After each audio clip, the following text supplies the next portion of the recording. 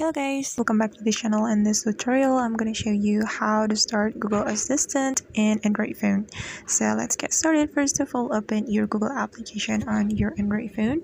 Then you are going to click on this profile button on the top right corner of your screen. Then click on settings right here guys.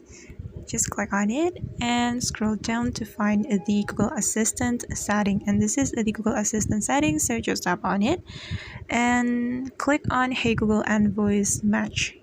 And since we want to use the Google Assistant, we can activate the Google Assistant first. So we can click on this toggle button, and right after you activate your Google Assistant, anytime you say Hey Google when your screen on, your Google Assistant will appear and help you.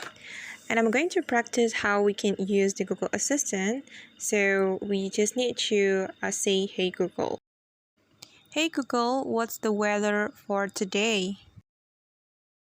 Alright, and this is the result from the Google Assistant, and that's how the Google Assistant works. Right after we call Hey Google, and the Google Assistant will help us.